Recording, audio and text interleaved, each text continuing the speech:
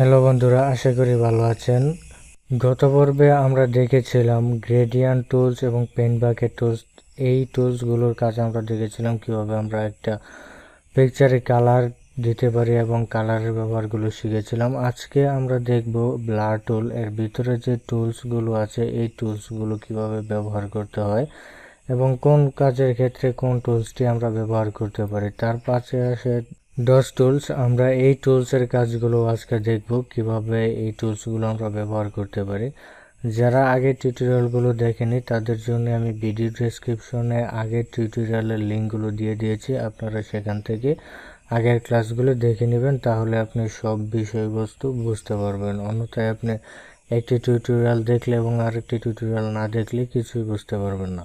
তো যাই হোক, আমরা কাজ আর যারা আমার চ্যানেলটি এখনও সাবস্ক্রাইব করেনি তারা অবশ্যই চ্যানেলটি সাবস্ক্রাইব করে পাশে বেল আইকনটি প্রেস করে দেবেন, তাহলে সমস্ত ভিডিওর নোটিফিকেশন আপনি পেয়ে যাবেন।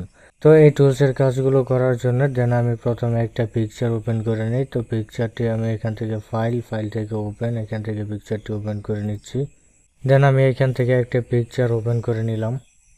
এখন আমরা দেখব ব্লার টুল। এই টুলসের কাজ, ব্লার টুল দিয়ে কী কী কাজ করা যায়। ব্লার টুল দিয়ে মূলত যে কোনো একটি পিকচারকে ব্লার করার ক্ষেত্রে এই টুলসটি ব্যবহার করতে হয়।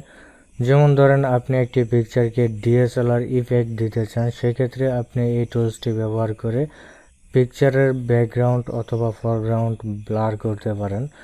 এই টুলসের কাজটি মেনু বার থেকেও করা যায়। যেমন এখান থেকে ফিল্টার থেকে ব্লার একটা অপশন আছে। এই অপশনগুলো আমরা যখন মেনু বারের কাজ করব তখন আমরা এই টুলসগুলো নিয়ে আলোচনা করব। আমরা যেহেতু এখন টুলস বারের কাজ করছি, তো সেক্ষেত্রে আমরা টুলস দিয়ে এই কাজটা করে দেখাবো। তো ব্লার টুলসের কাজ হচ্ছে ব্লার করে দেওয়া। এখানে পিছনে কিছু পাতা দেখতে পাচ্ছেন। আপনি যদি চান এই পাতাগুলোকে ব্লার করে দিতে, সেক্ষেত্রে আপনি এই ব্লার টুলস দিয়ে এগুলো ব্লার করে দিতে পারেন। ব্লার টুলসের এখানে অনেকগুলো মুড আছে, এগুলো আপনি চেঞ্জ করে নিতে পারেন। এখানে স্ট্রং আছে, স্ট্রং বাড়িয়ে কমিয়ে আপনি কাজ করতে পারেন। স্ট্রং বাড়িয়ে দিলে ব্লার বেশি করে হবে এবং কমিয়ে দিলে ব্লার কম করে হবে। তো আমি এখানে নাড়াচাড়া করতেছি, আমি এখানে ব্রাশ করছি। তো দেখতে পাচ্ছেন পিছনের ব্যাকগ্রাউন্ডটা ব্লার হয়ে যাচ্ছে। এইভাবে যত আপনি এখানে পেইন্ট করবেন তত দেখবেন ব্লার হয়ে যাচ্ছে। আমি এখানে এগুলো পেইন্ট করে দিচ্ছি। এই পাশেও আমি পেইন্ট করছি, এই পাশেও ব্লার হচ্ছে। তো দেখতেই পাচ্ছেন এই পিকচারটা একটি ডিএসএলআর ইফেক্টের মতো হয়ে গেছে। পিছনের এই অংশগুলো, পিছনের যে ছবিগুলো আছে এগুলো ব্লার হয়ে গেছে। তো আমরা দেখতে পারি যে আগে কেমন ছিল আর এখন কিরকম আছে। আমি এখানে আন্ডু করে দিলাম সব কিছু। এটা হচ্ছে বর্তমান সময় যখন আমরা ব্লার করেছি তারপরে এই অবস্থা। আগে ছিল আমাদের এরকম। তো বুঝতেই পারছেন ব্লার টুলসের কাজ কি। ব্লার টুলসের কাজ হচ্ছে যে কোনো একটি এরিয়াকে আপনি চাইলে ব্লার করে দিতে পারেন, অথবা কোনো একটি নির্দিষ্ট স্থানকে আপনি সিলেক্ট করেও ব্লার করতে পারেন। যেমন ধরেন আমি সিলেকশন টুলস দিয়ে এতটুকু অংশ সিলেক্ট করলাম। এখন যদি আমি ব্লার টুল সিলেক্ট করি, ব্লার টুল সিলেক্ট করে আমি ব্রাশ সাইজটা একটু বড় করে দিলাম। এখন যদি আমি এখানে ঘষি তাহলে দেখতে পাচ্ছেন যেই অংশটুকু আমি সিলেক্ট করেছি ঠিক ওই অংশটুকুই ব্লার হচ্ছে এবং দেখতে পাচ্ছেন এই অংশটুকু ব্লার হয়ে গেছে। আমি এখান থেকে ডিসিলেক্ট করে দিই। যে অংশটুকু আমরা সিলেক্ট করেছিলাম ওই অংশটুকু ব্লার হয়ে গেছে আর বাকি অংশটুকু ঠিক আগের মতো রয়ে গেছে। তো এইটা হচ্ছে ব্লার টুলসের কাজ। ব্লার টুলসের ভিতরে আছে শার্পেন টুলস। শার্পেন টুলসের কাজ হচ্ছে ব্লার টাইপের কোনো জিনিসকে যদি আপনি শার্প করতে চান তাহলে আপনি এই টুলসটি ব্যবহার করতে পারেন। যেমন ধরুন এই অংশগুলো কিছু ব্লার টাইপের দেখাচ্ছে, এমনিতে ব্লার টাইপের দেখাচ্ছে। এখন এটা যদি আপনি শার্প করতে চান তাহলে এইখানে আপনি ঘষতে পারেন, পেইন্ট করতে পারেন, তাহলে দেখবেন যে কালারটা উজ্জ্বল হয়ে গেছে। এটা একটু শার্পের মতো দেখাচ্ছে। যদি বেশি ঘষেন তাহলে দেখবেন যে অন্যরকম একটা ইফেক্ট চলে আসছে। যে দেখতে পাচ্ছেন একটা কালার, অন্যরকম একটা কালার এখানে চলে আসছে। তো বিভিন্ন কাজের ক্ষেত্রে এই টুলস ব্যবহার করতে হয়। দেখতে পাচ্ছেন এইখানে ঘষার পরে অন্যরকম একটা ইফেক্ট চলে আসছে। তো এই টুলসটি খুব বেশি ব্যবহার করতে হয় না। বিভিন্ন কাজের ক্ষেত্রে, ডিজাইনের ক্ষেত্রে এই টুলসটি ব্যবহার করতে হয়। আপনি প্র্যাকটিস করুন, কখন কোন টুলস ব্যবহার করতে হয় সেটা আপনি নিজেই বুঝে ফেলতে পারবেন। তারপরে হচ্ছে স্মুথ টুলস। এই টুলসের জন্য আমি একটি নতুন পিকচার ওপেন করে নিই।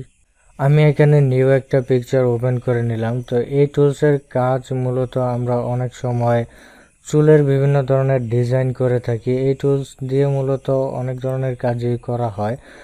কোনো একটি জিনিসকে আপনি যদি চান একটু ইফেক্ট চেঞ্জ করতে, ফানি টাইপের কোনো কিছু করতে, সেক্ষেত্রেও আপনি এই টুলসটা দিয়ে করতে পারেন। যেমন ধরেন এইটা এখান থেকে একটু নাড়াচাড়া করতে চান, তাহলে আপনি এই টুলসটা দিয়ে এই কাজগুলো করতে পারেন। এখানে স্ট্রং বাড়িয়ে কমিয়ে নিতে পারেন, এগুলো আপনি এই টুলসটার মাধ্যমে করতে পারেন। তাছাড়া এই টুলসটা দিয়ে আসলে এই সমস্ত কাজ কেউ করে না। এই টুলসটা দিয়ে মূলত আমরা যে কাজগুলো অনেক সময় করি সেটা হচ্ছে বিভিন্ন ধরনের চুলের স্টাইল চেঞ্জ করার ক্ষেত্রে এই টুলসটা ব্যবহার করা হয়। এখন আপনি চাচ্ছেন আপনার এই সামনের এই চুলগুলো আরেকটু বড় করে দিতে, সেক্ষেত্রে এখান থেকে আপনি এই টুলসের ব্রাশ চেঞ্জ করতে পারবেন, পরিবর্তন করতে পারবেন। পরিবর্তন করার মাধ্যমে আপনি এদিকে টেনে এগুলো চুল ছোট বড় করে দিতে পারেন। যেহেতু এখানে স্ট্রং 100% আছে, তাই একটু অন্যরকম হয়ে যাচ্ছে। এটা কমিয়ে বাড়িয়ে কাজ করবেন, তাহলে সুবিধা হবে। দেন এইভাবে সুন্দর করে আপনি চুল কিছুটা বড় ছোট করে দিতে পারেন। এই চুলের কাজের ক্ষেত্রে মূলত এই টুলসটা বেশি ব্যবহার করা হয়। এখানে এক এক রকমের ব্রাশ দিয়ে আপনি এক এক রকমের কাজ করতে পারবেন, এক এক রকমের স্টাইল আপনি দিতে পারবেন। এটা দিয়ে আসলে এই ধরনের কাজ করার ক্ষেত্রে এই টুলসটা ব্যবহার করতে হয়, তাছাড়া তেমন কোনো ক্ষেত্রে এই টুলসের ব্যবহার করতে হয় না। তারপরে হচ্ছে ডোজ টুলস। এই ডোজ টুলসের ব্যবহার করার ক্ষেত্রে বিভিন্ন ধরনের ফটো এডিটিংয়ের ক্ষেত্রে এই টুলসটি ব্যবহার করা হয়ে থাকে। যেমন ধরেন এই পিকচারটি আপনি চাচ্ছেন আরও হাইলাইট করার জন্য, আরও সাদা করার জন্য, ফর্সা করার জন্য, সেক্ষেত্রে আপনি এই ডজ টুলস ব্যবহার করতে পারেন। এখানে ডজ টুলসের অনেক ধরনের মুড আছে, মিড টোন আছে, শেডো আছে, হাইলাইট আছে। দেন ডিফল্টভাবে মিড টোনে এখানে দেওয়া থাকে। দেন এই টুলসটা দিয়ে যদি আপনি এই পিকচারটার উপরে যদি পেইন্ট করেন, তাহলে দেখতে পাচ্ছেন এটা হোয়াইট হয়ে যাচ্ছে, এটা একটু সাদা হয়ে যাচ্ছে। দেখতে পাচ্ছেন আপনি যে কোনো পিকচারের উপরে এটা প্রভাব ফেলে না কেন, এটা দেখতে পারবেন যে সাদা হয়ে যাচ্ছে। এই যে দেখতে পাচ্ছেন এটা হোয়াইট করে দিচ্ছে। এই টুলসটির কাজ আসলে এইটাই, মিড টোনে দিলে মিড টোন এবং শ্যাডো দিলে বিভিন্ন ধরনের শ্যাডোকে সে হাইড করে দেবে। যে দেখুন শ্যাডোকে সে হাইড করে দিচ্ছে, সরি হোয়াইট করে দিচ্ছে। তো এই টুলসের কাজ হচ্ছে হোয়াইট করে দেওয়া। তারপরে হচ্ছে বার্ন টুল। বার্ন টুল হচ্ছে এই টুলসটার বিপরীত। বার্ন টুল দিয়ে যদি এটা পেইন্ট করেন, তাহলে দেখতে পাচ্ছেন এটা ডার্ক করে দিচ্ছে। বিভিন্ন ধরনের চুলের আপনি স্টাইল চেঞ্জ করার ক্ষেত্রে, চুল ডার্ক করার ক্ষেত্রে আপনি এই টুলস ব্যবহার করতে পারেন। যেমন ধরেন এখানে কিছু চুলের ভিতরে দেখা যাচ্ছে রেড কালার দেখা যাচ্ছে, সেক্ষেত্রে আপনি এই টুলসটা দিয়ে এগুলো ডার্ক করে দিতে পারেন। এখানে দেখতে পাচ্ছেন আশেপাশের যেই ইমেজগুলো আছে এগুলো ডার্ক হয়ে গেছে। এই টুলসটির আসলে কাজ হচ্ছে সে যে কোনো জায়গায় আপনি পেইন্ট করেন না কেন, সে এটাকে ডার্ক করে দেবে। হোয়াইট অথবা রেড যে কোনো কালারই থাকুক না কেন, তার একটি কাজই, সে হচ্ছে এটাকে ডার্ক করে দেবে। এখানে এক্সপোজার কমিয়ে বাড়িয়ে আপনি কাজ করতে পারেন। এক্সপোজার কমিয়ে দিলে সফটভাবে আপনি কিছু কালারকে ডিপ করতে পারবেন। তারপরে হচ্ছে স্প্যাং টুল। এই টুলসের কাজ হচ্ছে যে কোনো একটি কালারকে সে কমিয়ে দেবে। আপনার এই টুলসটা দিয়ে যদি ছবির উপর ড্রয়িং করেন অথবা ছবির উপর পেইন্ট করেন, তাহলে দেখতে পারবেন এটা ডার্ক হয়ে যাচ্ছে, কালারটাকে সে কমিয়ে দিচ্ছে। আপনি এটার ফিল কমিয়ে বাড়িয়ে দিতে পারেন। এবং এখানে যে কোনো জিনিসের কালারকে যদি আপনি কমাতে চান, কোনো একটা ব্রাইট কালারকে যদি আপনি কিছুটা কালার কমাতে চান, সেক্ষেত্রে আপনি এই টুলস ব্যবহার করে কালারগুলোকে কমাতে পারেন। এটার ফিলও কমিয়ে বাড়িয়ে আপনি এই কাজগুলো করতে পারেন। যেমন ধরেন এই কালারগুলো খুবই ব্রাইট, এক্ষেত্রে আপনি চাইলে এই টুলসটি ব্যবহার করে কালারগুলো কমিয়ে দিতে পারেন। দেখতে পাচ্ছেন এখন কেমন ছিল আর আগে কেমন ছিল। এই টুলসের দিয়ে আপনি যে কোনো একটি কালারকে পরিবর্তন করে ফেলতে পারেন। আবার যদি খুব বেশি ঘষাঘষি করেন, তাহলে দেখবেন যে এটা আসলে সাদা কালো হয়ে গেছে।